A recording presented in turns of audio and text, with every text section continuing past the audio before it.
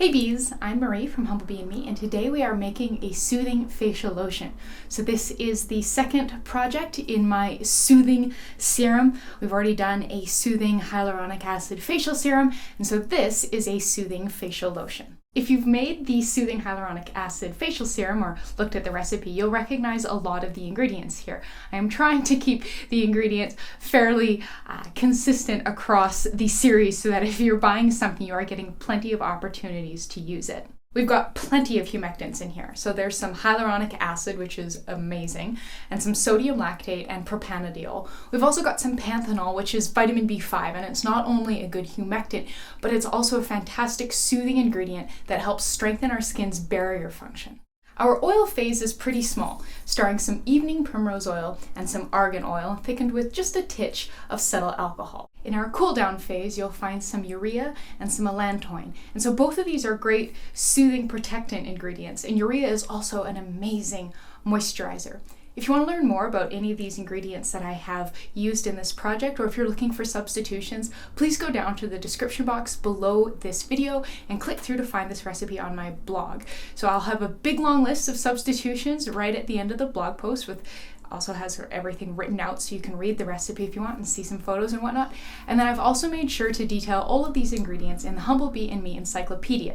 So you can learn more about each of them, why you'd use them in a formulation, where you can buy them, the shelf life of the ingredient, and substitutions as well.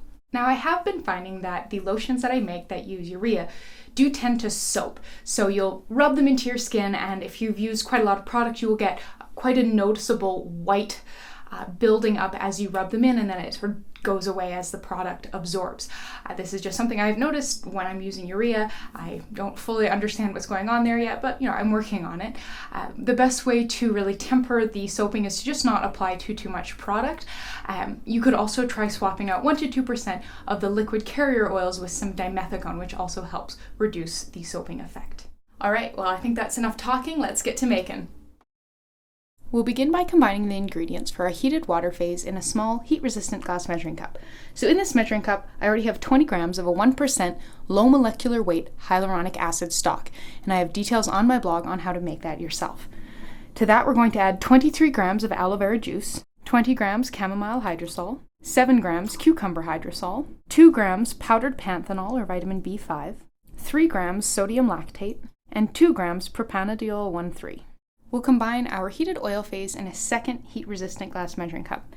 You're going to need 5 grams of evening primrose oil, 5 grams of argan oil, 4 grams of Polawax, complete emulsifying wax, and please see the blog post for information on substitutions, and 2 grams of cetyl alcohol. Now I'm going to weigh the water phase and note that weight, making sure to also note that I included the spatula in that weight. Now I'm going to put both phases in a water bath, so this is a wide, flat-bottomed sauté pan that has about 1 inch or 3 centimeters of water in the bottom of it. And I'm going to go put this on the stovetop over medium heat for about half an hour to melt everything through and bring everything to the same temperature. Once everything is heated through, you can remove your water bath from the heat and then remove your measuring cups from the water bath. Up next, I'm just going to dry off the water one, and then weigh it and top up any water that was lost to evaporation.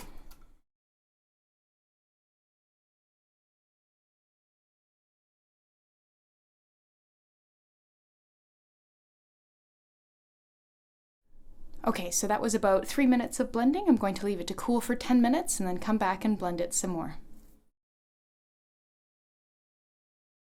All right, it's been about 10 minutes. I can kind of give this another stir. You can see it's getting a little chunky and separaty on top there, and we don't want that, so let's get this all homogeneous again.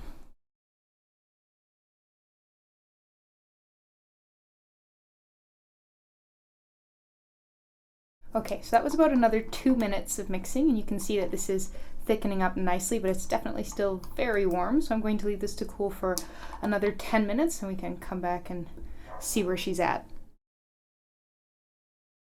All right, so it's been about another 10 minutes. This is just a little bit warm. We've got a gorgeous, gorgeous, rich consistency here. So I think we are ready to start measuring out our cool down ingredients now, which is great. So the cool down ingredients we will need a much more precise scale for, so I'm going to put this one away. So for our cool down phase, we're going to be adding some urea, some allantoin, some calendula extract, and liquid germall plus, which is our preservative. So we'll start with the calendula extract, of which we need 2 grams. We'll need half a gram of liquid germall plus, half a gram of allantoin, and 4 grams of urea. Now I'm going to transfer some of the lotion into the cool down phase, stir that around, and then transfer it back to the main container. This helps pick up our precious cool down ingredients into the lotion and reduces the amount lost to the container. Obviously we'll still lose a little bit of stuff to the inside of this container, but it's not going to be sort of pure cool down ingredients. It's going to be lotion.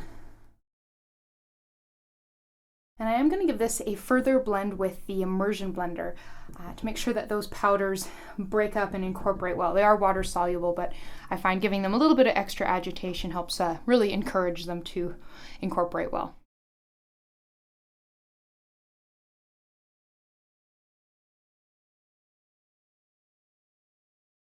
So you can see that although this is a pretty low oil phase lotion, it's still very thick and whippy.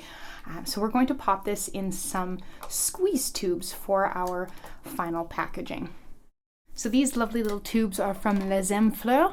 They're squeezy and sleek, and we will fill them through the top there using a syringe. So you can buy these empty syringes on Amazon pretty easily, and then I prefer them to using things like piping bags because they're quite sturdy and can be reused many times. Whereas I find piping bags, you can reuse them a couple times, but they're just not as sturdy as these. I'm pretty sure I bought these 3 or 4 years ago, and it's still going strong.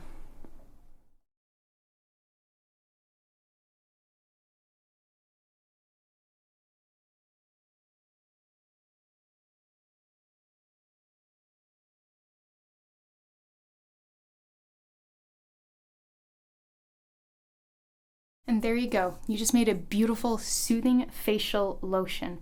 Do a little bit of a sample here on the back of the hand. You can see it's quite light and rubs in very quickly.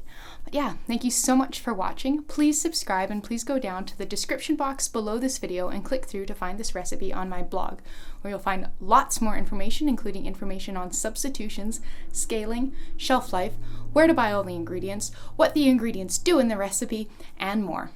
See you next time.